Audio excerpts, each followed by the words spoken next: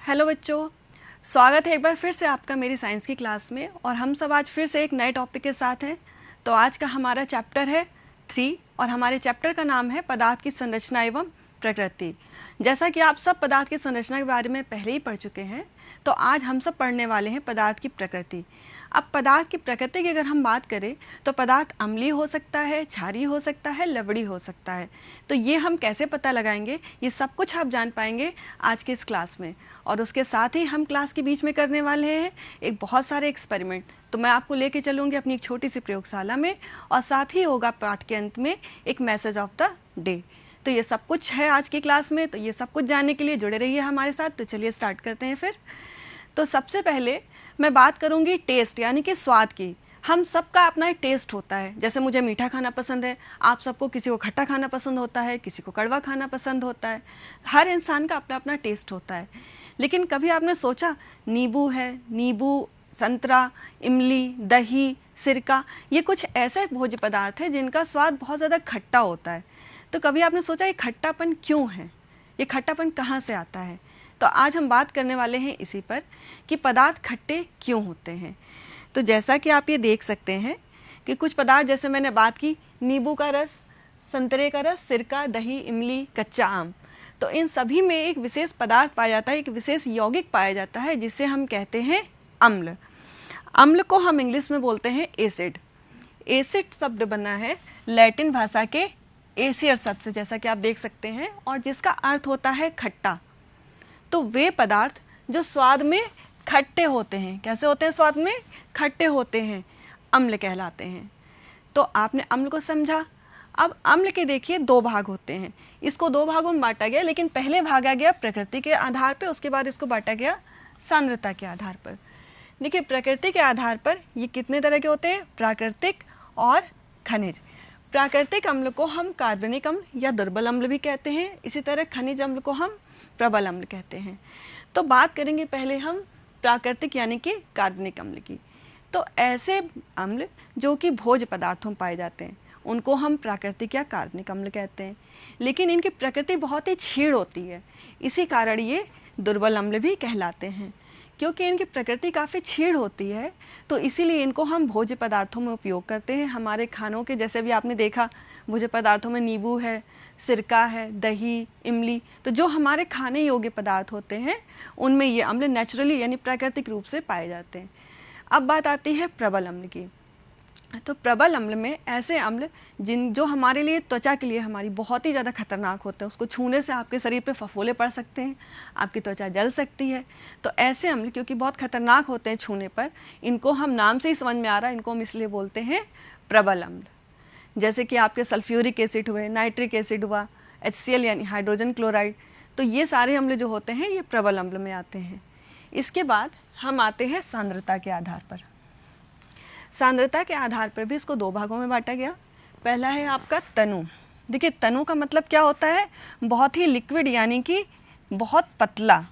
ठीक है, तो बहुत लिक्विड होता है यानी कि पतला होता है, इसकी सांद्रता बहुत पतली होती है। कहने का मतलब जिसमें पानी की मात्रा अधिक हो और अम्ल की मात्रा कम हो, तो ऐसे अम्ल को हम बोलते हैं तनु अम्ल। फिर हम आते हैं सांद्र अम्ल। सांद्र का मतलब क्या होता है? गाढ़ा। तो क्योंकि सांद्र का मतलब नाम से ही है गाढ़ा, तो इसमें अम्ल की मात्रा ज़्यादा होगी और पानी की मात्रा बहुत कम होती है, तो इसलिए इसको हम क्या बोलते हैं? सांद्र अम्ल। अब देखिए, हम जो सांद्र अम्ल होता है इसको हम चेंज कर सकते हैं तनु अम्ल में, लेकिन हम तनु को सांद्र में नहीं कर सकते, लेकिन सांद्र को तनु में चेंज कर सकते हैं। कैसे करेंगे? देखिए, जब गाढ़ा अम्ल है उसमें अगर हम पानी की मात्रा मिलाएं, लेकिन आपको अम्ल में हम पानी नहीं डाल सकते हैं, हमको पानी में अम्ल डालना है। पहले आप किसी पात्र में पानी लीजिए, फिर धीरे धीरे अम्ल को उसमें मिलाते जाइए और अपने आप ही वो धीरे धीरे थोड़ा थोड़ा डालिए और मिलाइए, तो इस तरह से वो तनु अम्ल में बदल जाएगा। लेकिन अगर आपने उल्टा कर दिया तो इससे जलने की संभावना बढ़ जाती है। लेकिन अगर फिर भी कभी जल जाए तो आपको क्या करना है? फिर आपको पानी की, बहुत सारे ठंडे पानी की मात्रा से उसको धोना है। बार बार पानी डाल के अगर आप धोएंगे तो जलने का जो प्रभाव होगा वो उसको धीरे धीरे निष्क्रिय कर देगा। तो इस तरह से आपने समझा कि अम्ल क्या होते हैं। अब हम बढ़ते हैं क्षार की ओर।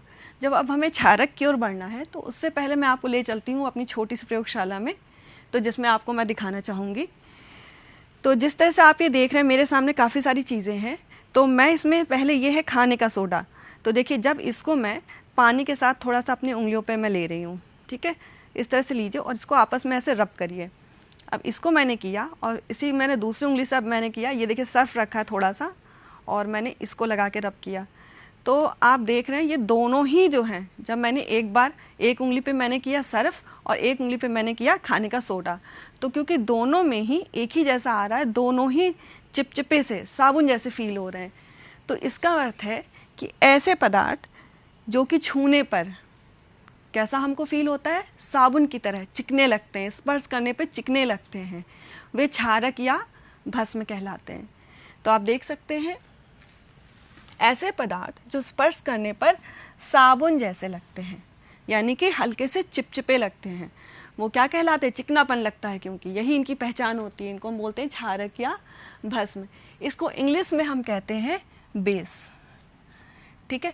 अब इसके बाद इसी से जुड़ी है अगली परिभाषा। अगली परिभाषा है क्षार की, यानी कि वे क्षारक, जैसे मैंने आपको खाने का सोडा दिखाया, अभी मैं आपको एक चीज़ करके दिखा रही हूँ कि जब जैसे मैंने खाने का सोडा लिया और इसको मैंने इस तरह से पानी में डाला, अब आप देखेंगे ये पूरी तरह से इसमें घुल जाएगा।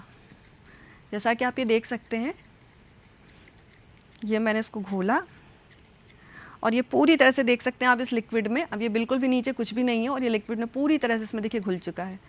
तो यानी कि ऐसे क्षारक पदार्थ, ठीक है, जो पानी में घुल सकते हैं, यानी घुलनशील जो क्षारक हैं, उन्हीं को हम कहते हैं क्षार। तो परिभाषा के रूप में देखिए, जो भस्म या क्षारक जल में अत्यधिक घुलनशील होते हैं वो क्षार या एल्कली कहलाते हैं। यानी इसकी जो मेन क्वालिटी क्या है, जल में घुलनशील होना, ठीक है। अब इसके एग्जाम्पल है sodium hydroxide, KOH potassium hydroxide, ammonium hydroxide, चूने का पानी।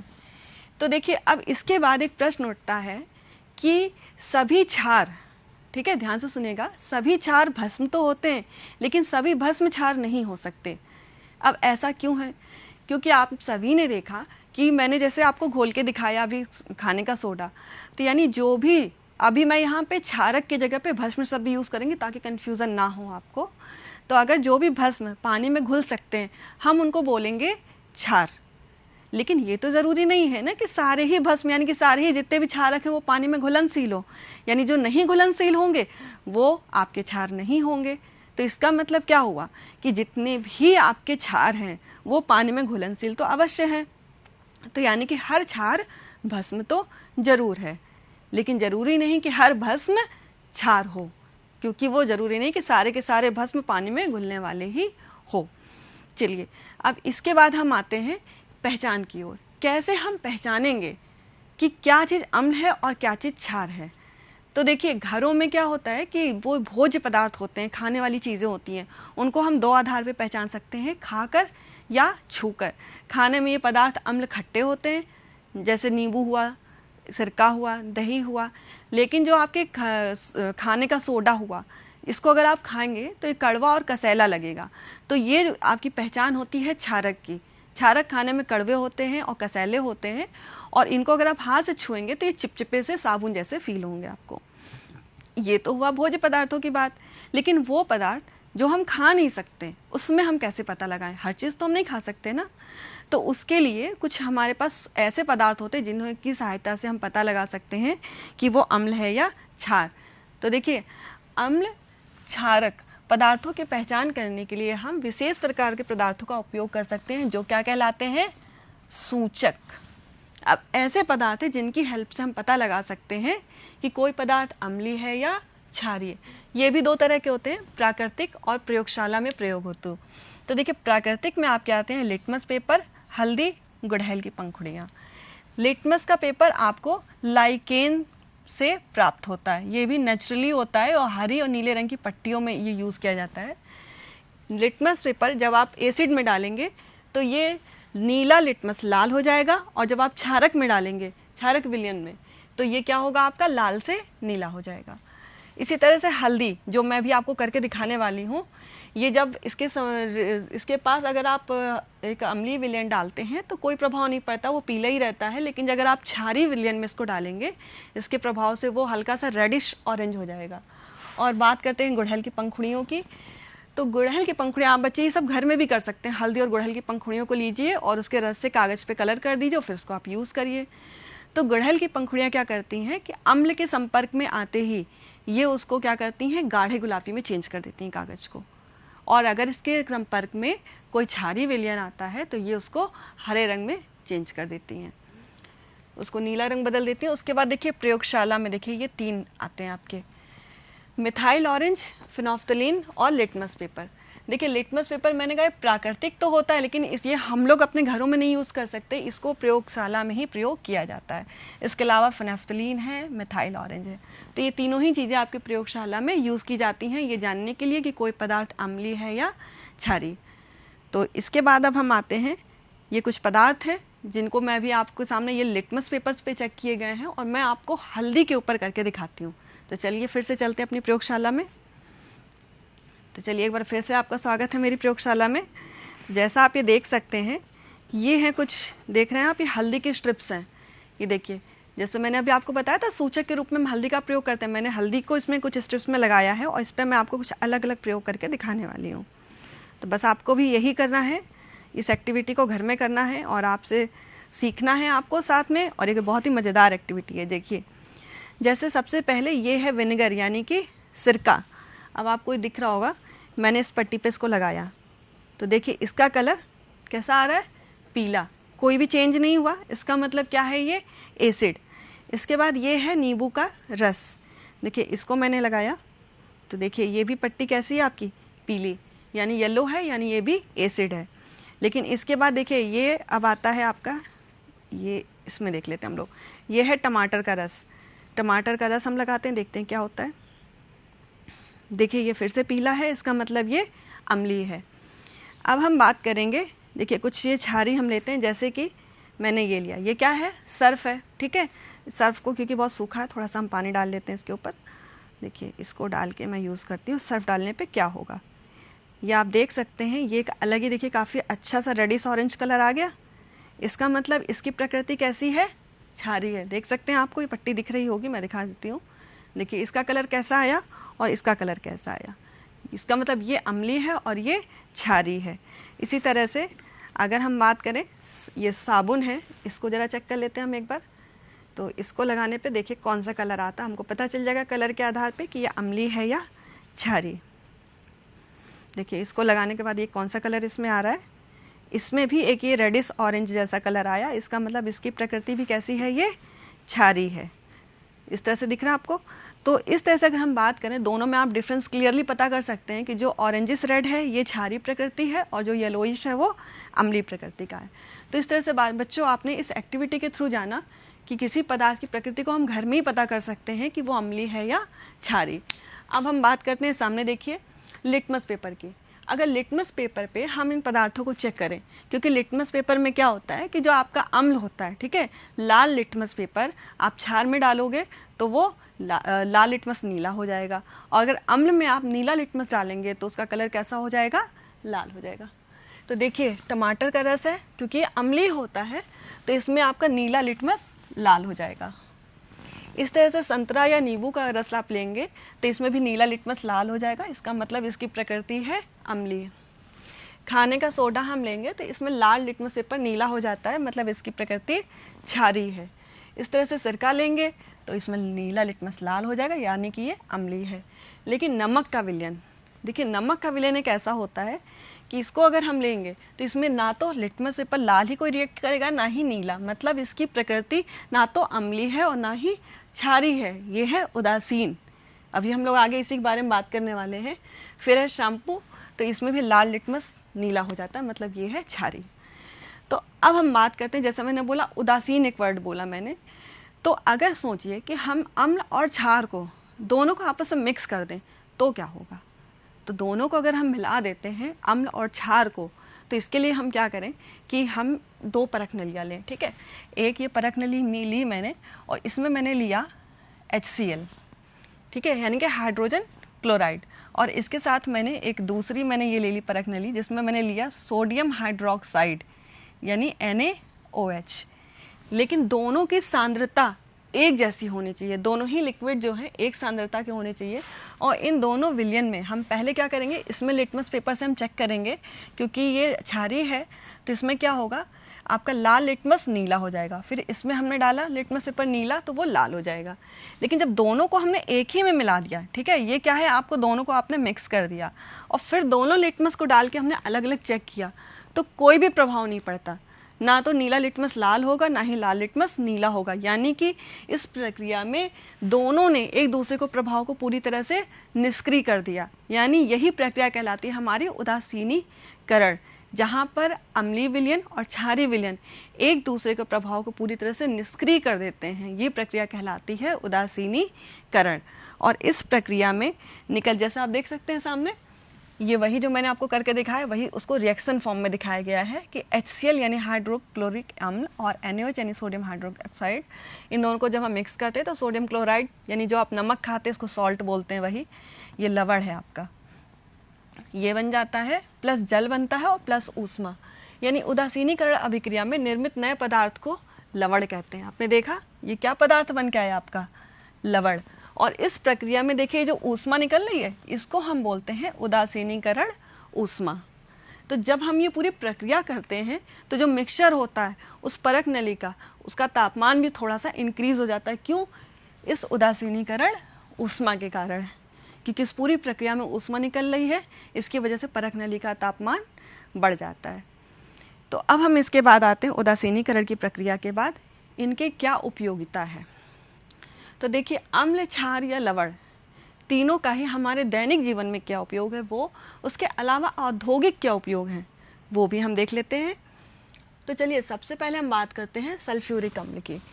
तो देखिए सल्फ्यूरिक अम्ल को, जिसे कि हम कहते हैं गंधक का अम्ल, ठीक है, सल्फ्यूरिक अम्ल को हम क्या कहते हैं, गंधक का अम्ल। तो गंधक का अम्ल जो होता है इसका हम घरेलू उपयोग तो कुछ भी नहीं होता है, लेकिन औद्योगिक उपयोग इसका क्या होता है, उर्वरक बनाने में, बैटरी बनाने में, रंग, कागज, कपड़े उद्योग में। इसके अलावा नाइट्रिक अम्ल, जिसको हम क्या कहते हैं, शोरे का अम्ल, इसका घरेलू कोई उपयोग नहीं है, औद्योगिक स्तर पर पटाखे, सोना चांदी इसको शुद्ध करने में और अम्ल राज बनाने में भी किया जाता है। फिर है हाइड्रोक्लोरिक अम्ल, जिसे हम कहते हैं नमक का अम्ल। इसको अब तो कोई नहीं यूज़ करता, पहले ये सब बहुत होता था, टॉयलेट की सफाई में यूज़ किया जाता था। जो मार्केट में बोलते हैं ना, जो सीधा अगर आप जाओ एसिड लेने तो आपको मार्केट में यही अम्ल देते हैं, जो सबसे सिंपल बोल सकते हैं, सबसे दुर्बल क्वालिटी का होता है। इसके बाद इसको क्लोरीन और नमक के शोधन में भी यूज़ करते हैं।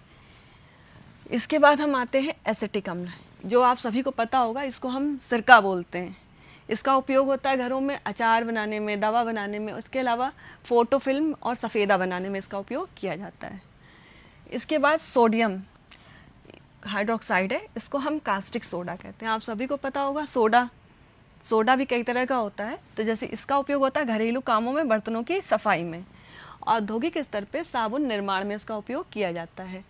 इसके बाद हम बताएंगे कैल्शियम ऑक्साइड। कैल्शियम ऑक्साइड आपने देखा भी होगा, बड़े बड़े चूना पत्थर, इसका उपयोग होता है घरों में पुताई करने में, जो अब बहुत कम हो गया है।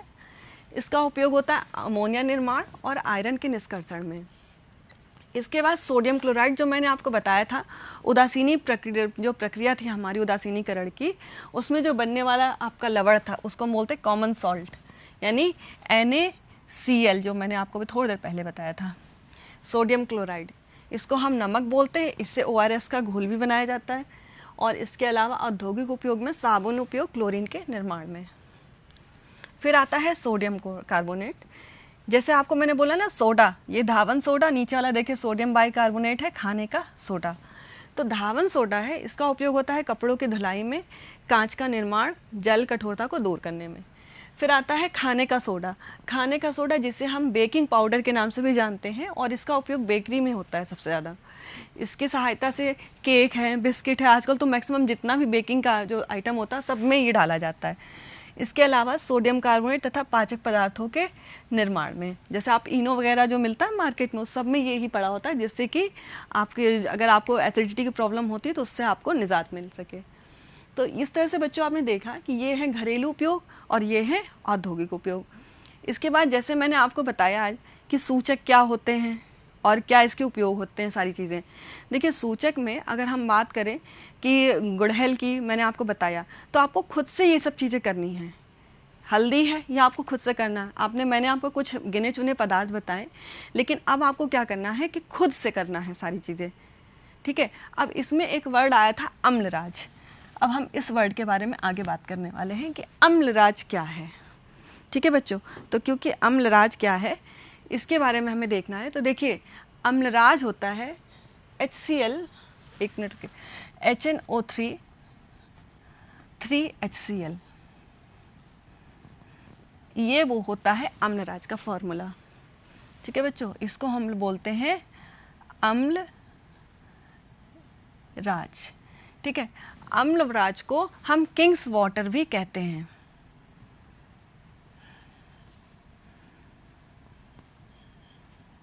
इसको हम बोलते हैं किंग्स वाटर। अब देखिए जो किंग्स वाटर यानी कि शाही जल। अब अम्लराज को अम्लराज क्यों बोलते हैं बताइए, सोचिए इसका नाम अम्लराज क्यों पड़ा। किसी चीज़ के आगे नाम उसको अगर हम वरीयता दे रहे हैं, उसको हम प्रायोरिटी दे रहे हैं, इसका मतलब उसमें कुछ तो ऐसा होगा ना जो दूसरों से हटकर होगा। तो यानी जो दूसरे अम्ल होते हैं उससे इसकी कैपेसिटी काफ़ी हद तक ज़्यादा होती है। और यहाँ तक कि जो नोबल आपकी मेटल्स होते हैं, यानी जैसे कि सोना हुआ, प्लेटिनम हुआ, ये उसको भी गलाने की क्षमता रखता है कुछ मेटल्स को छोड़ के, जैसे कि आपका रोडियम हुआ, ओके। और इस तरह से कुछ को छोड़ के बाकी ये सोना होना सबको गला देता है। तो इसीलिए इसके आधार पर इसको नाम दिया गया अम्लराज। इसके अलावा इसको अल्केमिस्ट भी बोलते हैं, इसको दूसरा नाम है इसका, क्योंकि धातु गलाने की क्षमता रखता है, तो इसीलिए इसको हम अल्केमिस्ट भी कहते हैं। तो इस तरह से ये इसके उपयोग हैं। इसका उपयोग धातु को गलाने में करते हैं और धातुओं के शोधन में करते हैं। इसके अलावा और भी बहुत सारे इसके उपयोग होते हैं। तो देखिए इसका जो फॉर्मूला है वो HNO3 3HCl यानी कि नाइट्रिक हाइड्रोजन क्लोराइड, ठीक है। तो इस तरह से ये नाइट्रिक एसिड हाइड्रोजन हाइड्रोक्लोराइड है। तो ये फॉर्मूला होता है आपका अम्लराज का। तो ये आपने सीखा बच्चों आज कि अम्लराज क्या है और क्या इसके उपयोग है। तो देखिए अब हम बात करते हैं इसके सावधानियों की कि हमें क्या सावधानियां रखनी चाहिए। आपने अम्ल पढ़ लिया, क्षार पढ़ लिया, लवण पढ़ लिया, लेकिन जो अम्ल ऐसा, जैसे मैंने आपको बताया था कि दुर्बल होता है, प्रबल होता है। तो देखिए दुर्बल अम्ल से तो हमें कोई दिक्कत नहीं, हम उसको खा सकते हैं और खाने के ही पदार्थों में पाया जाता है। जैसे मैंने आपको पहले बताया था, कि मैं आपको दिखा देती हूँ। जैसे ये मैंने आपको बताया था कि टमाटर में आपका इसके पहले है, ये देखिए, हाँ, जैसे नींबू के रस में मैंने आपको बताया था कि साइट्रिक अम्ल पाया जाता है। तो साइट्रिक अम्ल अगर आप चाहें तो इसको तो हम नींबू खाते ही हैं, तो ये हमारे लिए हार्मफुल नहीं होता है। इसके अलावा देखिए संतरे के रस में भी है साइट्रिक अम्ल। इसके अलावा सिरका जो कि कई तरह का होता है, एप्पल विनेगर आपने सुना होगा, जामुन का भी होता है, गन्ने का होता है, और कई तरह का आजकल तो सिंथेटिक भी बाजार में मौजूद है। तो ये अलग अलग तरह के हमारे पास अम्ल होते हैं जिनको हम खा सकते हैं। फिर यह है दही। अब दही जो है वो किससे बनता है? दूध से। तो इसमें कौन सा अम्ल होता है हमारा? लैक्टिक अम्ल। अब आपको पता भी होगा दही पता आप सभी के लिए कितना फ़ायदेमंद होता है दही। तो दही में कौन सा पाया जाने वाला अम्ल है, ये आपको याद रखना चाहिए कि इसमें सबसे इंपॉर्टेंट है ये पाया जाने वाला अम्ल लैक्टिक अम्ल। फिर बारी आती है इमली और कच्चा आम। क्योंकि आम आप सभी को पता है कि पके आम की बात नहीं हो रही है यहाँ पर, क्योंकि जब आम पक जाएगा तो उसका स्वाद खट्टा नहीं रह जाएगा। और हम यहाँ बात किसी करें खट्टेपन की, तो देखिए जब बात खट्टेपन की है तो ये खट्टापन ही हम लेके चल रहे हैं, तो इसमें होता है ये टार्टेरिक अम्ल। तो यहाँ ये कच्चा आम, ये वर्ड इंपॉर्टेंट है, कच्चा, क्योंकि आम पक जाएगा तो वहाँ पे ये क्वालिटी नहीं रह जाएगी। तो इसलिए ये तो हो गया दुर्बल अम्ल। लेकिन जब प्रबल अम्ल, जैसे आजकल आप बच्चों देख रहे होंगे एसिड की काफ़ी घटनाएं हो रही हैं, लड़कियों पे एसिड फेंक दिया जाता है, तो ये प्रबल अम्ल का वहाँ पर उपयोग किया जाता है, जो कि बहुत ही गलत है। तो आप सबको भी ये चीज़ पढ़नी है और साथ में सीखनी भी है कि चीज़ों का सदुपयोग किया जाए, दुरुपयोग नहीं। देखिए प्रबल अम्ल आपने देखा, तो इसको हम अगर यूज़ कर रहे हैं तो इसको बहुत ज़्यादा सावधानी बरतने की ज़रूरत है, क्योंकि इससे छींटे जहाँ भी पड़ते हैं वहाँ पे जल जाता है, वहाँ बर्निंग होने लगती है। तो ये आपको बहुत ज़्यादा समझने की ज़रूरत है कि अगर जल जाता है तो इमीडिएटली, किसी को भी अगर जलता है तो आपको वहाँ पानी डाल देना है। तो ज़्यादा से ज़्यादा बार बार पानी डालेंगे तो उसका धीरे धीरे वो प्रभाव ख़त्म हो जाएगा, उसको आराम मिल जाएगा। तो बच्चों इस तरह से आज हम सब ने मिलकर पढ़ा कि अम्ल क्या होता है, क्षार क्या होता है, लवण क्या होता है, हम कैसे खुद पहचान सकते हैं। मैंने आपको इतनी अच्छी एक्टिविटी भी करके दिखाई, आप खुद भी करिए कि किस तरह से हम घरों में पहचान सकते हैं कि अम्ल क्षार लवण क्या है। फिर इसके अलावा इसके हम दोनों को रिएक्ट करा दें, अम्ल और क्षार को, तो क्या होता है, तो उदासीनीकरण की प्रक्रिया होती है, बनते हैं हमारे लवण जो कि हम खाते हैं घरों में, खाने वाला नमक हमारा। इसके बाद बारी आई हमारी उपयोगिता की। हमने ये भी जाना कि हमारे घरों में क्या क्या उपयोग हो सकते हैं और हम औद्योगिक स्तर पे कैसे इसका उपयोग करते हैं। इसके बाद हमने बात करी क्या क्या सावधानियां हमको रखनी चाहिए, अगर कोई जल जाता है तो हमें क्या करना चाहिए प्रबल अम्ल से, वो सारी चीज़ें।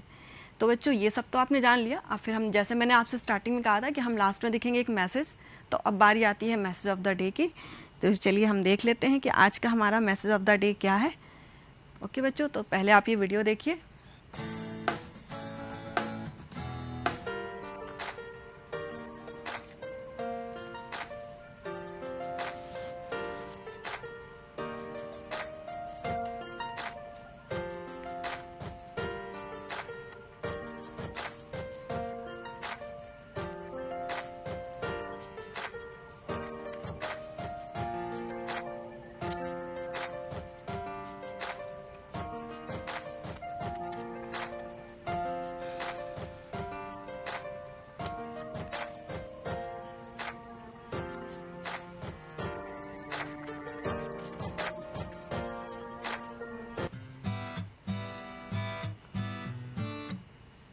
तो बच्चों जैसा आपने इस वीडियो में देखा कि एक बच्ची है और वो अपने घर पे अपने फादर से बहुत गंदे से पेरेंट्स से बात कर रही है, उनको तुम कह के बात कर रही है।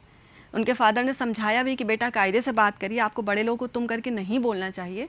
तो उसने उल्टा क्या किया, बात अपनी मानने के लिए उल्टा उसने विरोध किया अपने फादर के, नहीं मैं तो ऐसे ही बात करूँगी। फिर क्या हुआ, घर में तो उसने बोल दिया, पेरेंट्स ने भी इग्नोर कर दिया, चलो ठीक है नहीं सुन रही। लेकिन बच्ची जब बाहर गई तो उसने वही लैंग्वेज यूज़ करी, तो क्या हुआ, जो उससे साथ में खेलने वाला बच्चा था उसने मना कर दिया। उसने सीधे एक शब्द कहा कि तुम गंदी बच्ची हो, मैं तुम्हारे साथ, आप गंदे बच्चे हो, मैं आपके साथ नहीं खेलूँगा। तो क्या हुआ, अब उस बच्चे को बहुत बुरा लगा। अब वो घर में आई अपने फादर से, उसने यही बात कही कि मुझे रोहन खिला नहीं रहा, उसने कहा कि मैं गंदी बच्ची हूँ। तो इससे आपने क्या सीखा कि हमको हमेशा आप शब्द का प्रयोग करना चाहिए। यही हमारा आज का मैसेज ऑफ द डे है कि आप शब्द का प्रयोग करें। आपको तुम की जगह पर आप शब्द का प्रयोग करना है, क्योंकि जैसा हम बोलेंगे वैसे ही हमसे हमारे छोटे बच्चे, घर के भाई बहन भी वही चीज़ें सीखेंगे। दूसरी बात, हम जैसी रिस्पेक्ट, जैसा सम्मान अपने लिए चाहते हैं, हमको दूसरों को भी वही सम्मान देना होगा। आपको भी ज़रूरत है सीखने की कि आप दूसरों को वही सम्मान दे सकें। जब आप दूसरों को देंगे तभी आप उम्मीद करेंगे कि दूसरे आपको दें। आप घर में जो चीज़ सबको तुम करके बोल रहे हैं, उसकी जगह पे अगर आप करके बोलेंगे तो आपको वो डिफरेंस दिखेगा। आप खुद सोचिए, अगर आपसे तुम करके मैं बात करूं, वो सुनने में आपको ज़्यादा अच्छा लग रहा है, या मैं आप करके बात कर रही हूं, वो आपको सुनने में ज़्यादा अच्छा लग रहा है। तो कभी भी अच्छे वर्ड किसी को भी सुनने में बहुत अच्छे लगते हैं। देखिए ये सब होता है वर्ड्स का मैजिक। हमारे शब्दों में एक जादू होता है, आपको वही क्रिएट करना है, अपने शब्दों में एक मैजिक लाना है, ऐसा बोलना है कि सामने वाला आपकी बात को सुनना चाहे। और ये तभी संभव है जब हमारी बातों में रिस्पेक्ट होगा। तो इसी के साथ बच्चों हम आज की क्लास अब हम लेते हैं अलविदा और मिलते हैं अपनी अगली क्लास में एक नए टॉपिक के साथ। Thank you.